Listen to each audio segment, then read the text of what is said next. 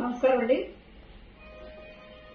కూటమి ప్రభుత్వం వచ్చి ఏడాది గడుస్తున్న ఈ కాలంలో ప్రతి విషయంలోని ఏ ప్రజలకు న్యాయం చేయకపోగా స్కీముల పేరిట వీళ్ళు స్కాములే చేస్తున్నారు. ఇప్పుడు దాకా జగన్మోహన్ రెడ్డి గారిని పదే పదే విమర్శించిన ఈ కూటమి నాయకులు ఇప్పుడు అధికారంలోకి వచ్చిన తర్వాత చేస్తున్న పనులు ఏంటి?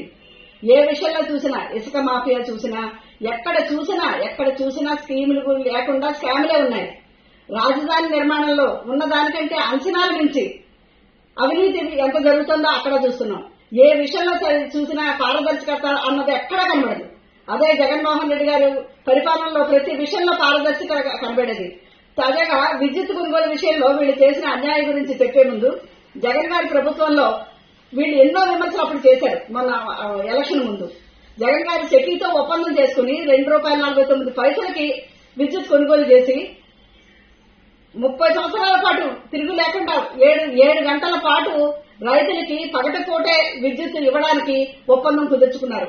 రైతులకు కానీ ప్రజలకు కానీ ఏ విధమైన ఇబ్బంది కలగకూడదని సెకీతో ఒప్పందం కేంద్ర ప్రభుత్వానికి అనుసంధానంగా ఒప్పందం చేసుకుంటే దాన్ని తప్పుబట్టి ఈ రోజు చంద్రబాబు నాయుడు గారు యాక్సిస్ ఇండియా ప్రైవేట్ లిమిటెడ్ అనే కంపెనీతో ఒప్పందం చేసుకుని ₹4.60 ఇది యూనిట్ కొంటున్నారు.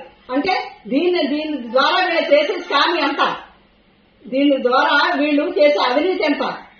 అవినీతిని ప్రోత్సహిస్తూ ఒకరికొకరు లంచాలు పెట్టుకుంటూ వీళ్లే భారీగా వీళ్ళు లబ్ధి పొందడానికి ఇవన్నీ చేస్తున్నారు. అప్పుడో తప్పుపట్టిన ఈ కూటమి ప్రభుత్వం కూటమి ప్రభుత్వం అప్పుడు ప్రతిపక్షంలా ఉండగా ఎన్ని మాటలు మాట్లాడారు, తప్పుపట్టారు.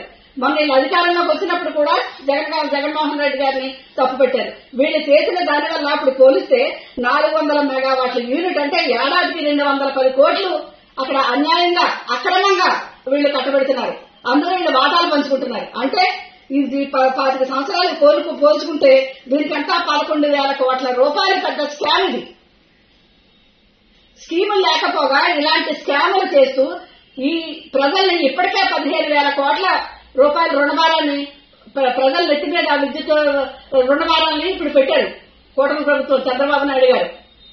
అది కాకుండా మళ్ళీ ఇవన్నీ కూడా రాష్ట్ర ప్రజలకి గుదిబండగా మారబోతోంది. రాష్ట్ర ప్రజలకి ఇది భారమే కాకుండా ఖజానాకి కూడా చాలా భారం.